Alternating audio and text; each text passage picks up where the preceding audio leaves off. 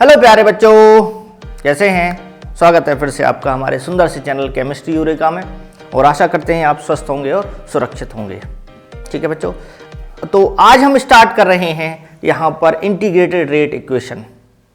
Differential rate laws हमने आपको बता दिए थे, यानी डिफरेंशियल रेट लॉज या रेट इक्वेशन क्या बताता है कि कंसंट्रेशन पर जो रेट डिपेंड करती है, किसकी कंसंट्रेशन पर, रिएक्टेंट की कंसंट्रेशन पर जो रेट डिपेंड करती है वो किस प्रकार से करती है, उसको डिफरेंशियल रेट इक्वेशन बताती है। तो यहां पर देखते हैं हम कि डिफरेंशियल रेट इक्वेशन क्या बताती है कि जैसे रिएक्टेंट है आपका और उससे बनाना है आपको क्या, प्रोडक्ट बनाना है। तो रिएक्टेंट टू प्रोडक्ट, तो इसके लिए डिफरेंशियल रेट इक्वेशन क्या होती है कि change in the concentration of reactant or product per unit time is called rate of reaction। तो डेफिनेशन के according he minus D R by, ये क्या है, आर क्या है, रिएक्टेंट को लिया है हमने, या प्रोडक्ट भी ले सकते हो। माइनस क्योंकि डिक्रीज होती है कंसंट्रेशन रिएक्टेंट की, उसके लिए माइनस साइन का यूज करते हैं। बाई डी टी हो गया, क्लियर। ये डिपेंड किस पे करती है, ये रेट कांस्टेंट है और कंसंट्रेशन ऑफ रिएक्टेंट, ये डिफरेंशियल रेट इक्वेशन है। ये क्या है आपकी डिफरेंशियल, जो कि कंसंट्रेशन का इफेक्ट बताती है कि कंसंट्रेशन चेंज करने से क्या असर पड़ेगा रेट पर, क्लियर। तो डिफरेंशियल रेट इक्वेशन, ठीक। अब है क्या, इंटीग्रेटेड रेट इक्वेशन लिखना है हमको। तो इंटीग्रेटेड रेट इक्वेशन, क्योंकि इंस्टेंटेनियस जो रेट है उसको निकालना इतना कन्वीनियंट नहीं है। कैसे निकलती है इंस्टेंटेनियस रेट, आपको पता है कि यहां पर जैसे हमने कंसंट्रेशन ली किसकी, रिएक्टेंट की कंसंट्रेशन ली, यहां पर हमने रिएक्टेंट कंसंट्रेशन है और यहां पर है आपका टाइम। तो ये देखिए जो ग्राफ जाता है कि रिएक्टेंट की कंसंट्रेशन अगर मैक्सिमम है तो वो डिक्रीज होती है धीरे धीरे ऐसे करके, ऐसे होती है। और इंस्टेंटेनियस रेट किसी पर्टिकुलर टाइम पे, पर्टिकुलर इंस्टेंट ऑफ टाइम, जैसे रिएक्शन चल रही है और तुरंत पूछा गया कि कितना चेंज हुआ कंसंट्रेशन में, किसी पर्टिकुलर बहुत ही इनफाइनाइटेसिमली स्मॉल टाइम इंटरवल में अगर पूछा जाता है, ठीक। तो यहां पर मान लीजिए टी है टाइम, ये टाइम इधर बढ़ रहा है, ये कोई पॉइंट है टी, यहां से एक परपेंडिकुलर यहां पर डालते हैं ऐसे, ये परपेंडिकुलर लाइन है और इस परपेंडिकुलर लाइन से टेंजेंट ड्रॉ करते हैं, इस टाइप से टच करते हुए टेंजेंट ड्रॉ करेंगे और ये इस टाइप से, ये जो एंगल है ये क्या है, स्लोप। यहां जो एंगल बना ये क्या है, स्लोप होता है, क्लियर। तो यहां ये इस टेंजेंट का स्लोप किसी पर्टिकुलर इंस्टेंट ऑफ टाइम पर क्या बताता है, इंस्टेंटेनियस रेट को बताता है, क्लियर बच्चों। तो यहां पर इसको इस तरह से निकालना ये कन्वीनियंट नहीं है, क्योंकि रिएक्शन रुकती नहीं है, रिएक्शन कंटिन्यू चलती रहती है। तो जिस टाइम पे हम देखते हैं रिएक्शन को, पता चला कि कुछ वैल्यू और चेंज हो गई कंसंट्रेशन की, क्योंकि रिएक्शन लगातार रुकेगी नहीं, रिएक्शन चलती रहेगी। तो इसलिए इस मेथड से जो रेट लॉ लिखते हैं हम, रेट लॉ या कंसंट्रेशन का पूरा जो चेंज है वो पता नहीं चल पाता है। तो इसके लिए इंटीग्रेशन किया जाता है, ये मेथड कन्वीनियंट नहीं है। तो इंटीग्रेशन इस डिफरेंशियल रेट इक्वेशन का क्या किया जाता है, इंटीग्रेशन किया जाता है। और इंटीग्रेशन करने पर हमको क्या क्या पता चलता है कि कंसंट्रेशन का चेंज पता चलता है हमको, कंसंट्रेशन कितनी है रिएक्टेंट और प्रोडक्ट की कितनी है किसी पर्टिकुलर टाइम इंटरवल में, ठीक, समझ में आ गया। किसी पर्टिकुलर टाइम इंटरवल में कंसंट्रेशन रिएक्टेंट और प्रोडक्ट की कितनी है, क्या चेंज हुआ है, अमाउंट उनकी पता चल जाएंगी हमको। और इसके अलावा और क्या पता चलता है कि ये रिलेशन बताता है कंसंट्रेशंस, डिफरेंट पॉइंट्स पर जो कंसंट्रेशंस होती हैं, डिफरेंट टाइम्स पर जो कंसंट्रेशंस होती हैं उनके बीच और रेट कांस्टेंट के बीच रिलेशन बताता है। कंसंट्रेशंस और रेट कांस्टेंट के बीच रिलेशन बताता है किसी पर्टिकुलर टाइम इंटरवल पर। क्लियर बच्चों?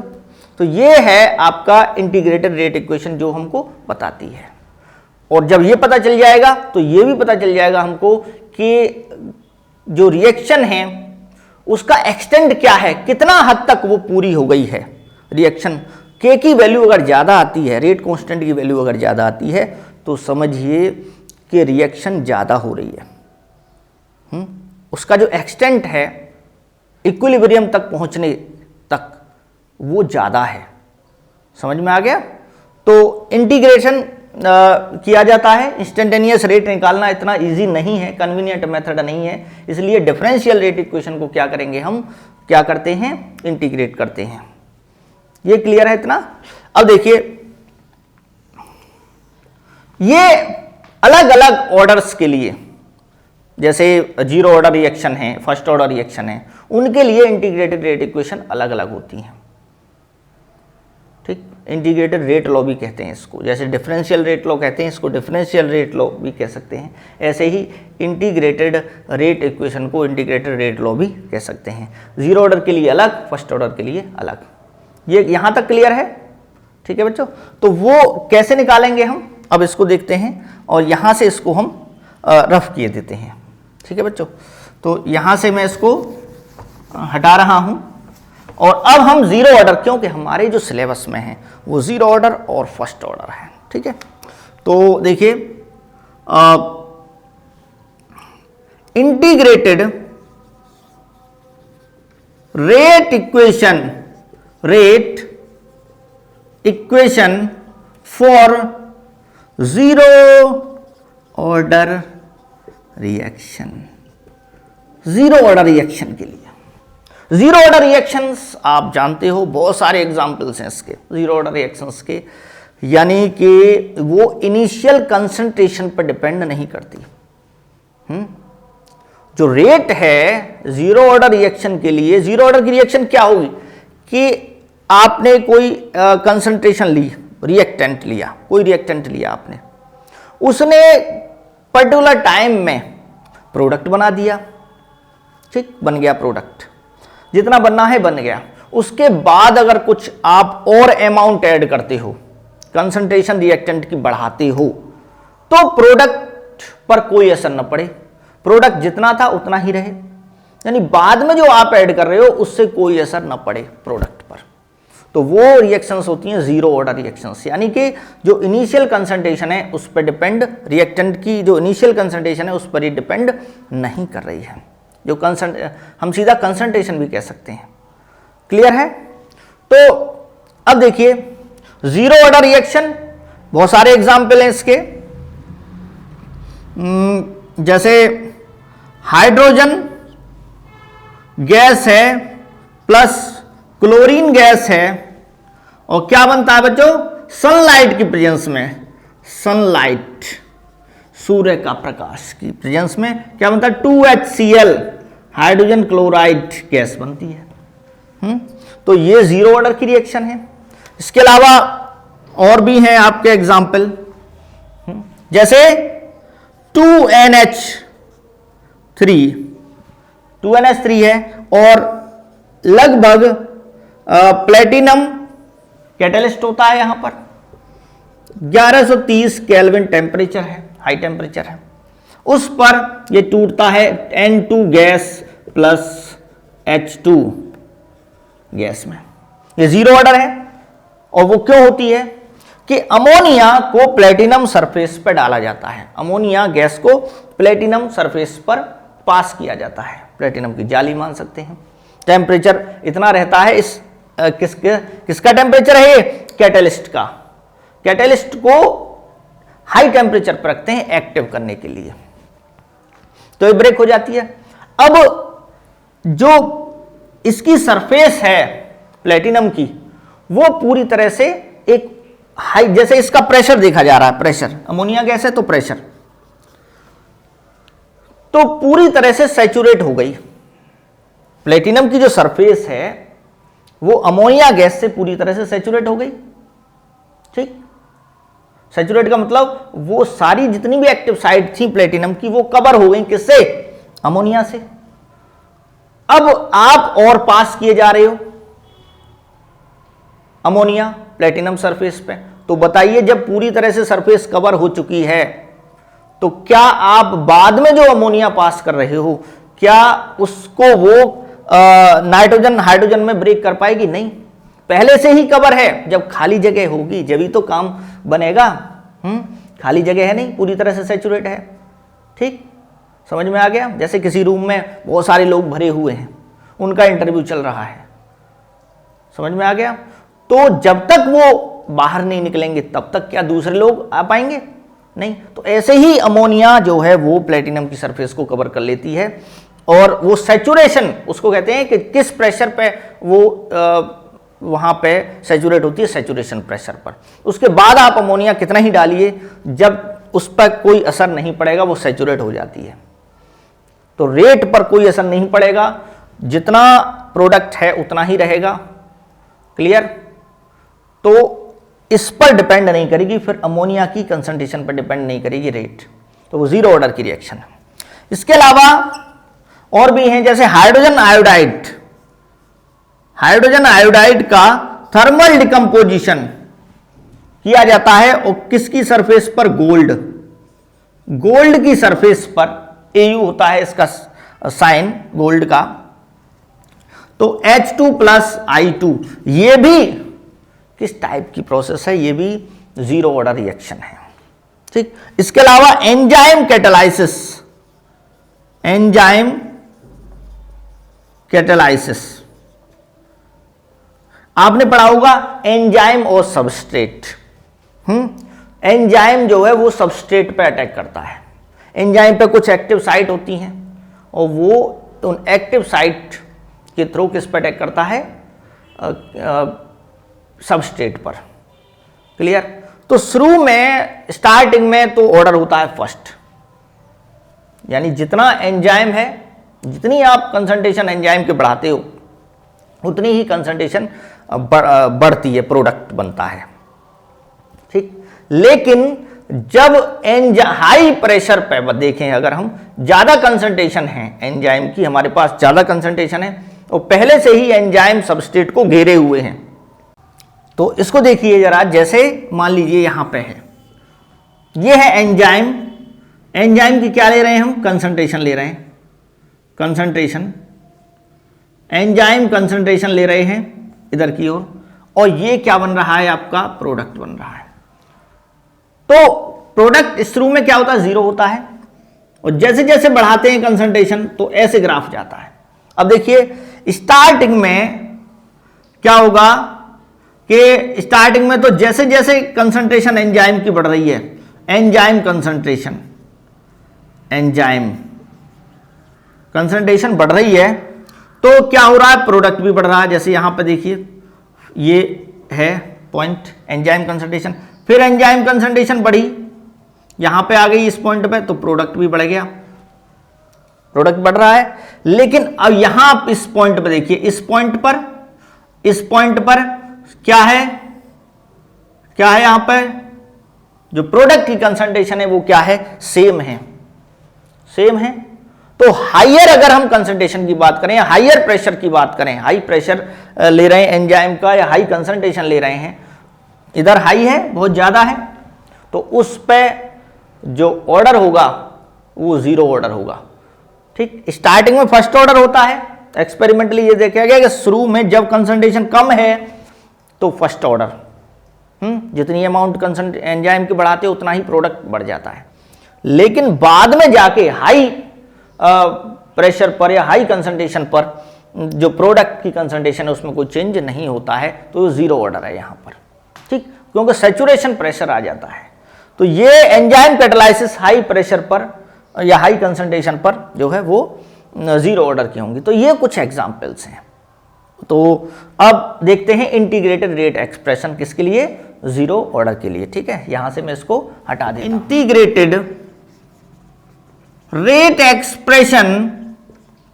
एक्सप्रेशन फॉर जीरो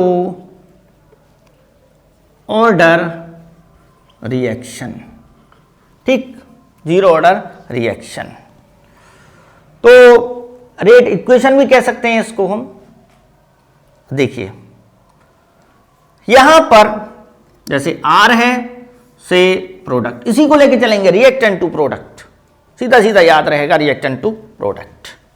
कभी A भी मान लेते हैं उसको। टाइम जब जीरो है, टाइम जब जीरो है तो इसकी कंसंट्रेशन क्या है, इनिशियल कंसंट्रेशन है R0, प्रोडक्ट की है zero.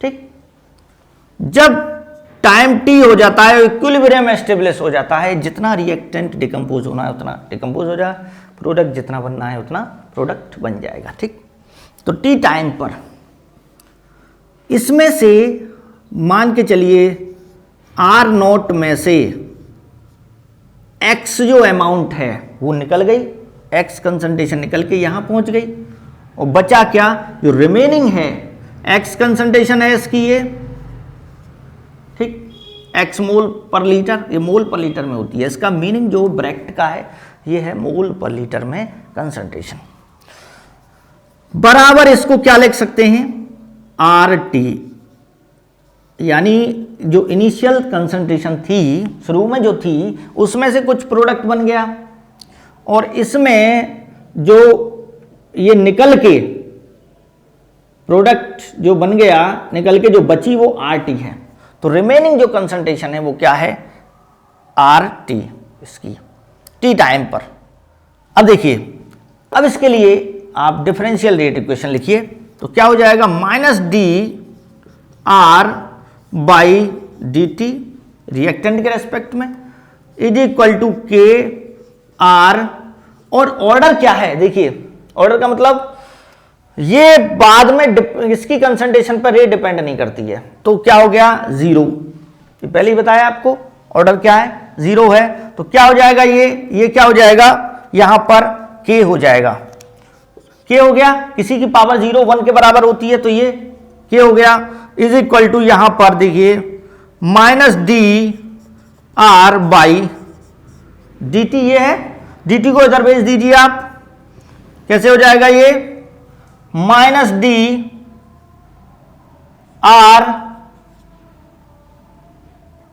Is equal to K dt, ये हो गया क्लियर।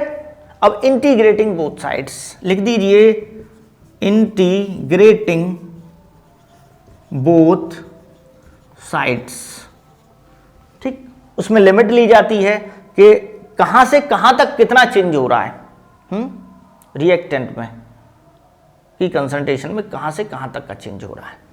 तो इंटीग्रेटिंग बोथ साइड्स, तो ये क्या हो जाएगा, ऐसे बनाइए, साइन इंटीग्रेशन का साइन होता है, इस माइनस को बाहर ले लीजिए आप, dR is equal to K, ये कांस्टेंट है, कांस्टेंट का इंटीग्रेशन तो यही रहेगा कांस्टेंट, dt कहां से कहां तक है, अभी हमने आपको बताया था यहां से स्टार्टिंग में कितनी कंसंट्रेशन है, R0, ठीक, और ये है टाइम 0 पर, तो टाइम का देखते हैं, टाइम यहां 0 है और ये है T तक, ठीक, टाइम क्या है, 0 से T तक, ठीक, T टाइम दे रहे हैं हम, रिएक्शन जब नहीं चली थी और जब रिएक्शन को देख रहे हैं हम, कितना जो टाइम का गैप है, 0 से T टाइम। अब देखिए यहां पर 0 पर क्या है, ये बहुत सिंपल है, टाइम 0 पर जो कंसंट्रेशन है वो क्या है, R0, क्लियर, और T टाइम पर जो कंसंट्रेशन है वो क्या है बच्चों, यहां पर RT, यहां पर क्या हो जाएगा, ये RT, ये R और T, ये लिमिट है, लिमिट ले ली हमने R0 से RT। तो dr का जो इंटीग्रेशन होता है वो होता है बच्चों, ये माइनस तो रहेगा ही रहेगा, ठीक, मैं इसको ऐसे इस ब्रैकेट में लिख रहा हूं, ठीक, टाइप से देखिए, तो यहां पर क्या हो जाएगा, ये डी आर का क्या होता है इंटीग्रेशन, ये होता है आर, क्या बच्चों, आर है। ठीक, अब यहां पर जो लिमिट है वो क्या है, आर नोट से आर टी, यानी लोअर लिमिट और अपर लिमिट। आर टी ये रिमेनिंग अमाउंट है जो डिकम्पोजिशन के बाद बचती है। यहां के तो के ही है और इसका dt का क्या हो जाएगा, t हो जाएगा। जैसे dr का क्या हो गया, r हो गया, ऐसे dt का क्या हो जाएगा, t हो जाएगा। तो इसको भी ऐसे ही कर दीजिए आप, ठीक है, इसको भी ऐसे ही कर दीजिए, इसका कितना हो जाएगा, t हो जाएगा। और t कहां से, 0 से t हो गया। क्लियर। अब देखिए यहां पर इस r की जगह पहले आप क्या लगाएंगे, upper limit minus lower limit. ठीक, इसकी जगह पे पहले upper limit minus lower limit. तो अपर लिमिट r की जगह रख दीजिए, क्या हो जाएगा, ये माइनस अभी रखिए, अभी इसमें माइनस रखिए आप। ठीक, तो r की जगह आर टी रख दीजिए, आर टी माइनस, फिर r की जगह आप आर नोट रख दीजिए, आर नोट। ठीक, ये हो गया। इसके बाद यहां पे देखिए k है, k t की जगह क्या रख दिया जाएगा, t तो है ही है, t माइनस फिर t की जगह 0, तो t ही हो जाएगा, t माइनस 0 क्या हो गया, t हो गया। तो ये k t, ये समझते हो, जैसे यहां पर t रखा माइनस t की जगह 0, जैसे यहां पर रखा था r की जगह R T minus R naught, है ना, बहुत सिंपल है। इसको यहां पर रखिए, फिर minus upper limit minus lower limit. ठीक, अब आप क्या करेंगे, एक बहुत ही सिंपल सी इक्वेशन यहां पे बन रही है। कैसे, इस माइनस साइन को आप इधर भेज दीजिए, माइनस साइन को आप इधर भेज दीजिए, तो क्या हो जाएगा, ये आर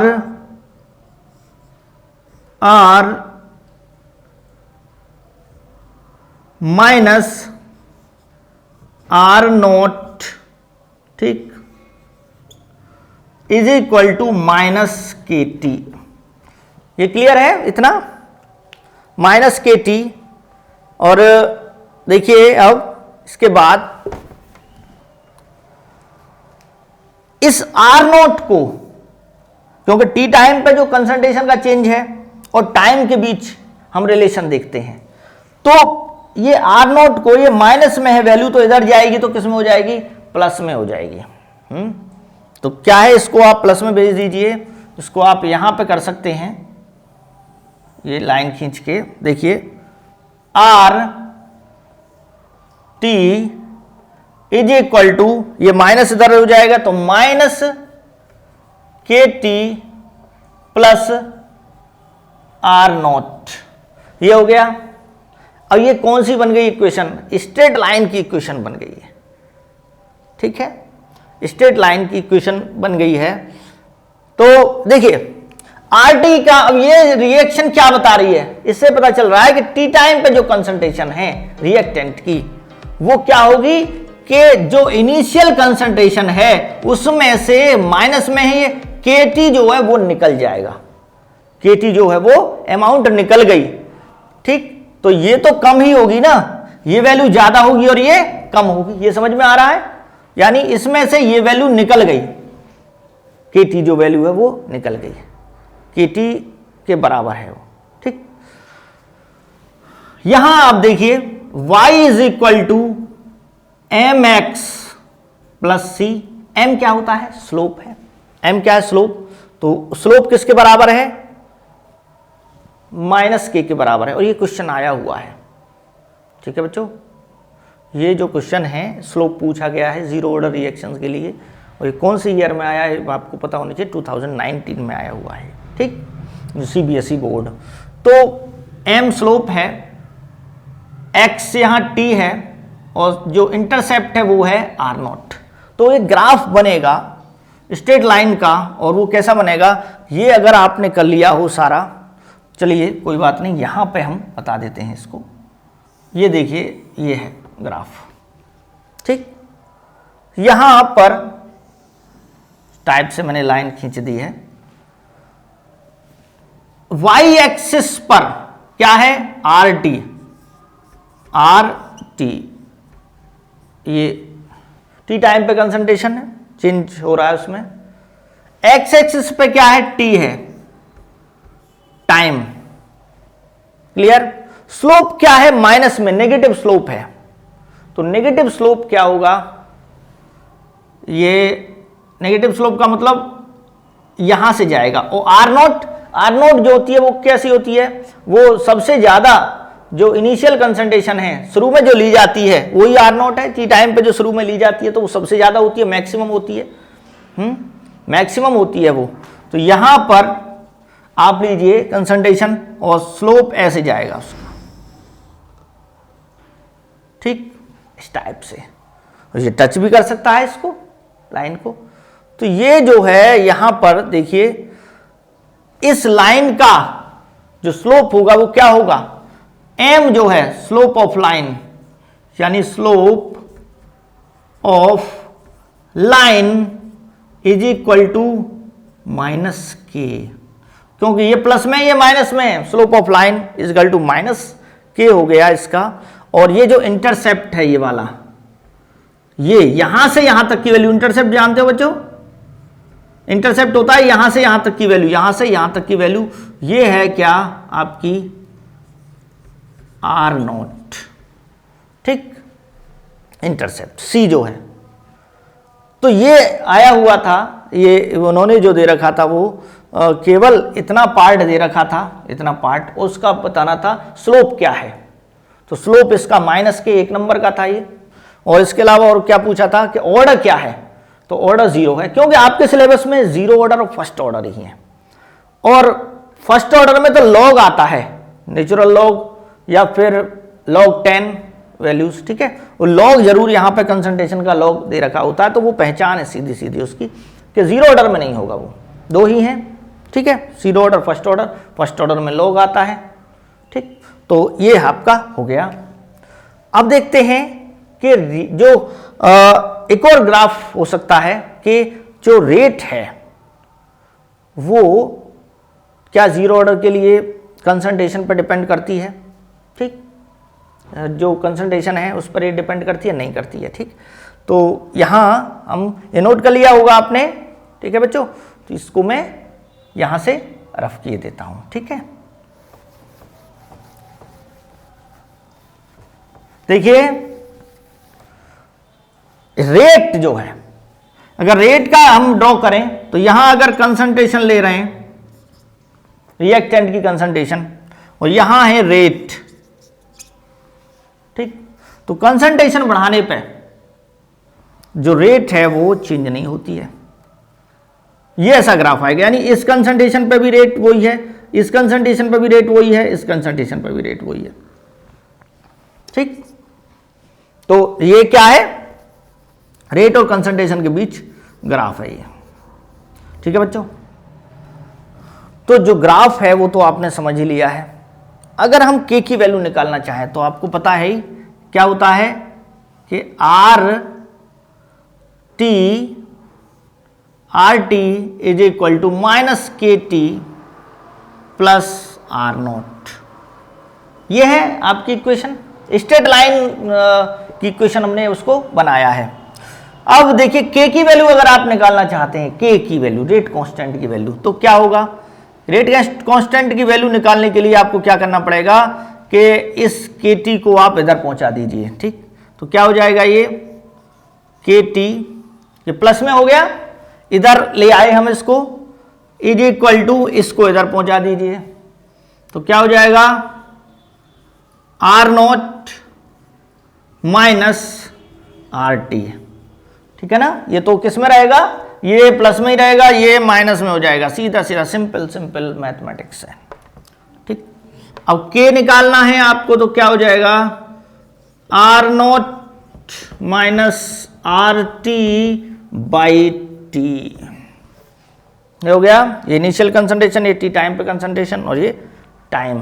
तो ये इक्वेशन है किसके लिए, जीरो ऑर्डर के रेट कांस्टेंट के लिए, rate constant for zero order, ठीक, rate constant for zero order reaction, ठीक। अब देखते हैं बच्चों half life period for zero order reaction, ठीक है। तो देखिए हाफ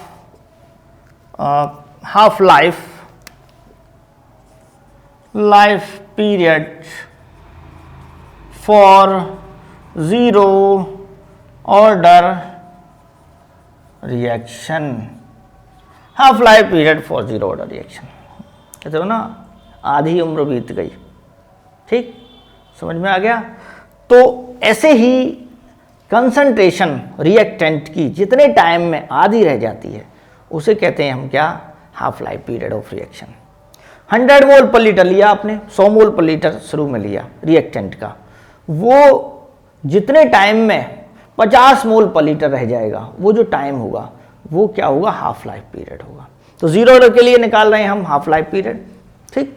तो अब देखिए the time in which the concentration of reactant becomes half of its initial concentration, ठीक है। जितने टाइम में जो कंसंट्रेशन है रिएक्टेंट की वो आधी रह जाती है उसे क्या कहेंगे, हाफ लाइफ पीरियड। इसको रिप्रेजेंट किससे करते हैं, हाफ लाइफ को T1/2 से, हाफ लाइफ पीरियड, ठीक। इससे हम इसको रिप्रेजेंट करते हैं। आपके पास में इसको ऐसे, आपके पास में इक्वेशन क्या है, आपके पास में के की जो इक्वेशन है अभी हमने बताया था, के इक्वल टू क्या था, R0 minus RT by T, ये है।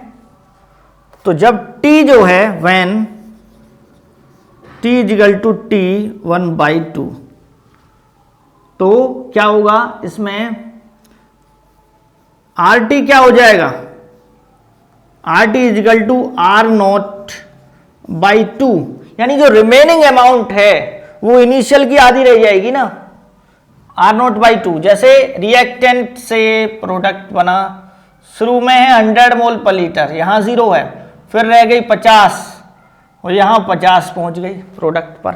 तो ये क्या है R0, ये क्या है RT। तो RT क्या है, इनिशियल की आधी है, R0/2 लिख सकते हैं इसको हम, क्लियर। तो ये इसको वैल्यू रख दीजिए इसमें, इस इक्वेशन में। तो क्या हो जाएगा, K इज इक्वल टू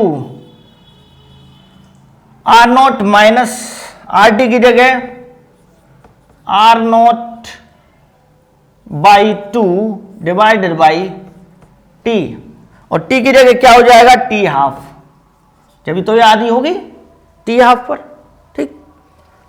अब देखिए R0 में से आधा निकल गया, जैसे एक में से आधा निकल गया तो आधा बचेगा, तो या फिर मल्टीप्लाई कर लो 2R0 माइनस R0/2, तो कितना हो जाएगा, R0/2 बचेगा।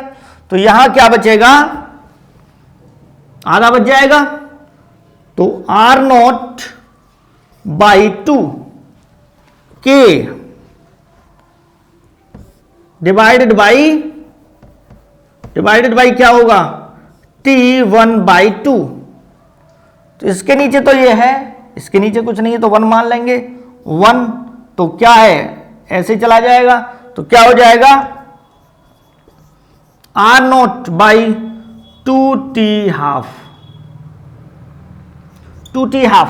यहां क्या होगा, T हाफ निकालना चाहते हैं हम, तो T हाफ क्या हो जाएगा बच्चों, T हाफ हो जाएगा T half is equal to R0/2K, 2K ये हो गया। बस K को इधर पहुंचा दीजिए, हाफ लाइफ पीरियड निकल गया। अब इससे क्या होता है, इससे होगा क्या, इससे ये पता चलेगा, देखिए यहां ये क्या है, कांस्टेंट, ये भी 2 क्या है, नंबर है, ये भी कांस्टेंट हमेशा ही रहेगा, ये भी कांस्टेंट है। दोनों अगर ये कांस्टेंट हैं तो ये डायरेक्टली प्रोपोर्शनल हो जाएगा T हाफ के। तो क्या बनेगा आपका, जो T हाफ को कैसे लिख सकते हैं हम, यानी कि T half directly proportional to R naught. जब ये दोनों कांस्टेंट है तो आर डायरेक्टली प्रोपोर्शनल हो गया। डायरेक्टली प्रोपोर्शनल का मीनिंग ये हुआ कि अगर ज्यादा अमाउंट ले रहे हैं, ज्यादा कंसंट्रेशन ले रहे हैं रिएक्टेंट की, तो ज्यादा टाइम लगेगा आधा रहने में। कम कंसंट्रेशन ले रहे हैं तो कम टाइम लगेगा आधा रहने में। समझ में आ गया? तो ये डिपेंड करता है इनिशियल, जीरो ऑर्डर का जो टी हाफ है वो इनिशियल कंसंट्रेशन पर डिपेंड करता है। ठीक, इनिशियल कंसंट्रेशन ऑफ रिएक्टेंट पर डिपेंड करता है, डायरेक्टली प्रोपोर्शनल होता है। फर्स्ट ऑर्डर के लिए नहीं होता, आपको आगे बताएंगे। फर्स्ट ऑर्डर के लिए वो नहीं होता है, डिपेंड नहीं करता है कंसंट्रेशन पर। ठीक, तो इससे भी एक ग्राफ निकल आएगा।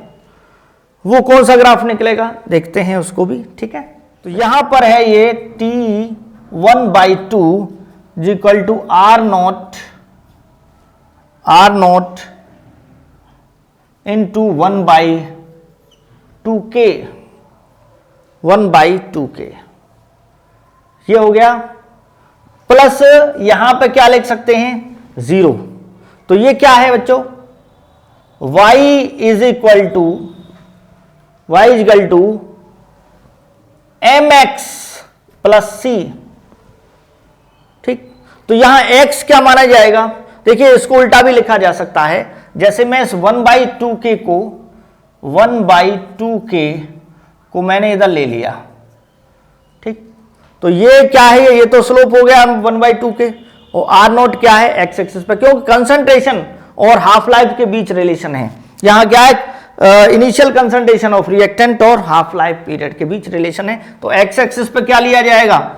एक्स एक्सिस पे लिया जाएगा आर नॉट, और यहां टी हाफ। एम क्या है? स्लोप है, ये 0 है, इंटरसेप्ट तो इधर से जाएगा। वैसे भी ये पॉजिटिव है, स्लोप क्या है? पॉजिटिव, तो ये ऊपर की तरफ जाएगा। तो इसको क्या कह देंगे? Slope of line is equal to 1/2K। ठीक है बच्चों, तो ये समझ में आ गया होगा आपके। जीरो ऑर्डर के लिए हैं सारी चीजें ये। हाँ, तो इसके बाद हम आपको फर्स्ट ऑर्डर रिएक्शन का इसी टाइप से कराएंगे। उसका रेट कांस्टेंट, हाँ, जो भी ग्राफ बनेंगे, स्ट्रेट लाइन ग्राफ, इसके अलावा उसकी जो मेन कैरेक्टरिस्टिक्स हैं, हाफ लाइफ पीरियड। ठीक है, तो देखते रहिए आप। नेक्स्ट वीडियो में आपको हम उसी के बारे में बताएंगे। Thanks for watching. ठीक है, जय हिंद, जय भारत, वंदे मातरम।